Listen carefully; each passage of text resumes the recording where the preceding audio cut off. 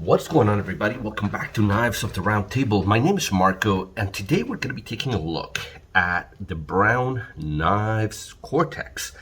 And this comes courtesy of Knife Nerdery. So Kevin from Knife Nerdery, he does knife reviews. Usually my reviews are about my experience with the knife, how it feels in the hand, the action, how it cuts, those kinds of things. His reviews are more about how the knife is built, the engineering of it, the details of it, hence Knife Nerdery. So go check him out. I'm going to link in the description, and I want to thank him because this is not an inexpensive knife. This is actually a fairly expensive knife, and they're hard to come by. I'm pretty sure they're not making them anymore. So just so you know, Brown Knives is different from Brown Knives. Just because I'm telling you, because I didn't know that there was a difference of companies.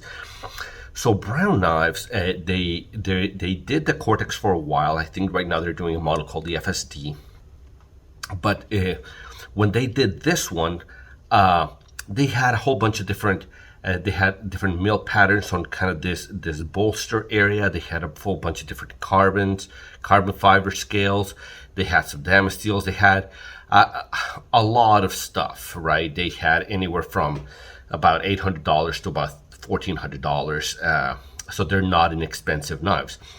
So let me kind of give you a tour of the knife, and we can get started with this. So what we're looking at here is just under about 3 3/8, probably about almost 3.5 inch blade. So it's not a small blade. It's kind of a long, narrow kind of blade. What you've got is a reverse Tanto sheep's foot with a deployment slot right here. It's you've got a bolster of milled titanium with carbon fiber overlays. So this is kind of a unique thing. It's a bolster lock. It's just an extended kind of bolster lock. So you still have the carbon fiber overlay. You have the milling. You have a milled titanium pocket clip here in the back. You have a really nice back spacer that kind of matches the jimping. And it's, I guess by definition, it's a front flipper, but it's kind of a front flipper that you can flick. So it's kind of a front. It's kind of a flipper tab almost. Usually front flippers you have to come up from the top with your thumb, and this one is very easy to just come and do a flip, kind of what you do with a regular flipper. So let me give you some size comparisons because the size of this knife is kind of weird. So it's kind of a long, narrow blade. So if you want something that kind of disappears in your pocket, but it's kind of longer, so this is probably the knife for you. So it's lengthwise is kind of in the middle, but you can see you put it beside a Paramilitary 2 and the Para 3, and it just looks, these look like brutes, right? Behind this kind of slick, slim, narrow blade. It's almost like a kind of what. It reminds me of a stiletto, okay? I know it's not a stiletto, but you know how the proportions of a stiletto are just a very thin, narrow blade? That's kind of what this reminds me of. So lengthwise is definitely longer than your standard bug out. Obviously, much longer than the regular bug out. But in thickness, they're kind of in the same neighborhood of thickness. But this is just a very narrow knife. And it folds down to a very compact size. So let me show you. I mean, if you look at the size, yeah, let me do this so that it doesn't. It's even smaller than the bug out, even though it has a much smaller, much longer blade. So let's get started with this, and let's start with ergonomics. And the ergonomics on this are pretty good. They're a little bit weird for me. As I've said many times, I wear large gloves on my hand, and because this is so narrow, it doesn't fill my hand, so the knife kind of disappears in my hand. My fingers touch the back of my hand, and the knife is kind of in there. So The ergonomics are good. You know, it has a little bit of contouring. You've got this finger groove that kind of locks the knife in place. The jimping, I think, is very nicely done. It's very effective. It doesn't hurt, but it kind of locks you in. I think it works well in a saber grip more than anything else. I do feel the pocket clip in my hand. And like I said, I feel like it disappears a little bit in my hand. So I would say the ergonomics are okay. But for my large hands, you know, I usually enjoy, like if you see on the Parrot 2, right? My fingers kind of, my whole hand just grips around the knife. My fingers don't get to the back of my hand, so I feel like I have a more solid grip on the knife. Now, granted, this is more of a, I mean, it could function as a gentleman's carrier, right? It's a little bit narrower, it's a little bit slimmer, it's a little bit more discreet. It is long, it is large, and it does deploy, with fast action. But I think maybe you don't need to hold on to it as hard as you would other knives, because you're probably not going to be pushing heavily through stuff, right? So speaking of pushing heavily through stuff, the thickness of the blade, let me show you here. Let's see how we do this. So it is a little bit thicker blade. See, I can't fit it in between the two scales of the bug out. So it is thicker than the bug out, but it's not quite as thick as what you see in the PM2. So you have a relatively thin blade, and it's almost completely flat ground. There is a little bit, I guess you could call it looks like it's all swedge. I wouldn't even call it a flat up here, but it's flat ground, so it does get to a very nice thin edge. So again, this is not my knife, so I do very gentle cutting tasks, just opening packages, those kinds of things. I try to be careful with other people's knives, but the cutting that I have done with this, it's very, very slicey. I've cut a couple apples with it, and for those kinds of things, I think it works very well. And especially, the sheep's foot blade, even though it's not my favorite aesthetically, it's one of my favorites for cutting.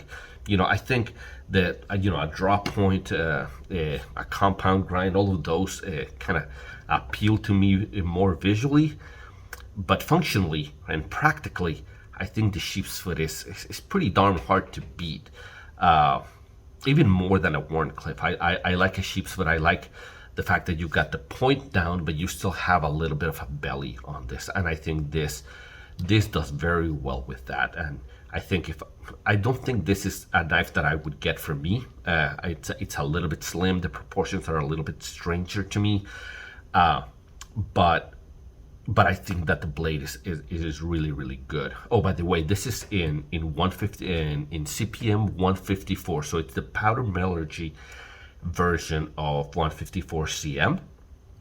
So that's what this one was done in. I think Kevin mentioned that this is one of the earlier models, and like I said, I don't think they're making this one anymore. So there you go. Now, let's talk action, and this is where I think this knife is exceptional. I've never seen this type of a deployment before. Of course, I've seen front flippers, but in the front flipper, generally I struggle to kind of come from the top and flip it. But this one, because of this kind of configuration of the front flipper tab, I almost can grab it just like I always grab a knife, and then just flip it as I do with any of my flipper knives. So I like that quite a bit, because you kind of get a flipper without the pocket pecker, and I thought that was fairly ingenious.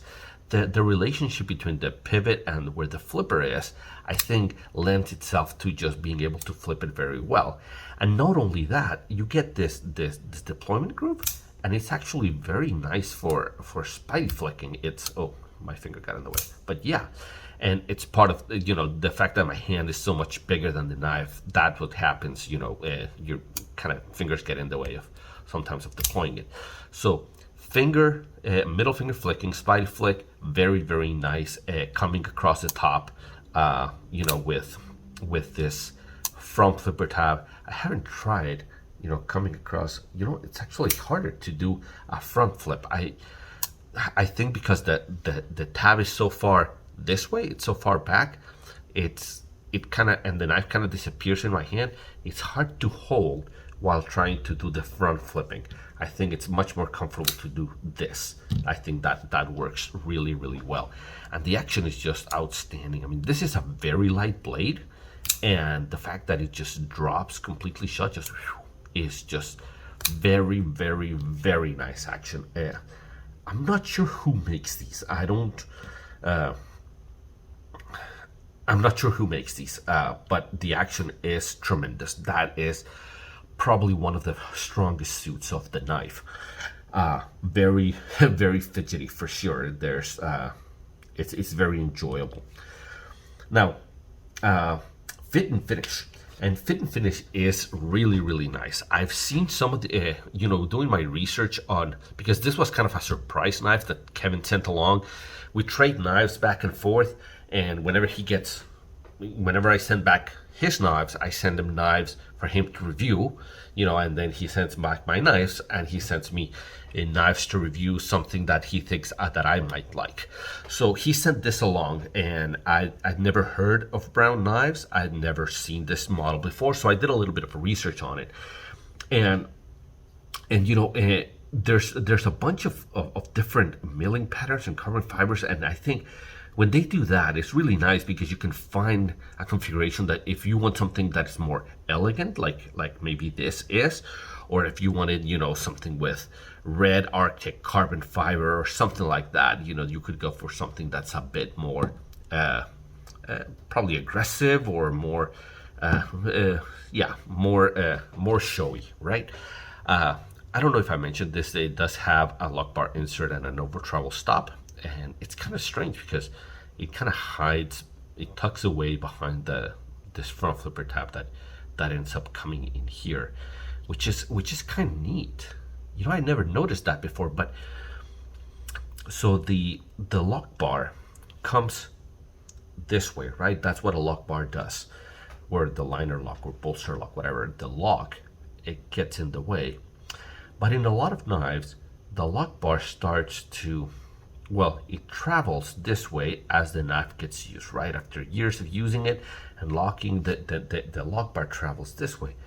But in this one, it's kind of strange because since you have this front flipper tab in the middle right there, it actually prevents, no matter how much you squeeze on the lock bar cannot travel that way more. That's kind of interesting. I've never seen that before. I wonder if that's a design decision, or if that's just kind of a happy coincidence of what happens here. This is something that I'm gonna ask Kevin. Or Kevin, if you watch this video, comment below and tell me if you know if that's a design element, the fact that the lock bar can't travel that way anymore because the front flipper is in the way right there. That's kind of interesting. But in any event, the fit and finish is outstanding. The milling is really nice. The pivot that's milled with the Brown knives, and they don't have any BL boarding of any kind on the blade. That's kind of nice. I do like it when they hide at least the steel in the blade. I do like when they kind of manage to do that. I don't think they've done that here anywhere. It's a very light knife. The transition from the bolster to the carbon fiber is really nicely done. It's not seamless, and the reason it's not seamless is not because it's not perfect, but because you go from a mill pattern to a solid pattern. So obviously these two surfaces, if this were milled, the milling would match. But I think that the fit and finish is just really, really nice. Probably a little bit better than kind of like a sharp by design type of knife.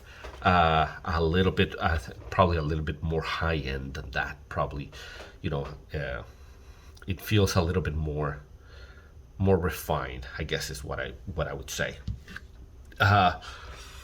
So for me, the airing of grievance is not a lot. A little bit pokey on the pocket clip. There's with the ramp up. I do think that the action is phenomenal, and I think my only grievance with this is that aesthetically this is not my jam. It's a little bit narrow, a little bit too long. It's probably in the right spot for me, blade lengthwise, but I like my knife. I don't enjoy that much that the knife kind of disappears in my hand. It's a little bit too narrow for me. But if you're looking for something that kind of disappears in your pocket, kind of a gentleman's carry type of, and if you want to try out something that has incredible action and some unique features, I really think there's some uniqueness here. I do recommend, if you like the aesthetic of this, then I would say if you see it on the secondary anywhere, then get it. I don't think that the action is going to disappoint you. I don't think the cutting is going to disappoint you. I think the ergonomics are solid, especially if you have medium hands or smaller. I do think it's enough handle for a large hand. You can see I'm grabbing even. I mean, you can even choke up over here. There's enough real estate right here to kind of put your finger over here. But even choked back, I get a full 4-finger grip and enough handle. So it's good enough for a large hand. It just kind of disappears on mine. So if you see it and you enjoy this aesthetics and you're kind of thinking, well, I don't know if the action is good, I think all of the other elements of this is good. So if you enjoy the aesthetics, I think go for it. I would say that I think you'd be happy with your choice here. Guys, that's gonna do it for this one. Let me know what you think, and if you think that I earned it, then like and subscribe. And until I see you at the next one, take care.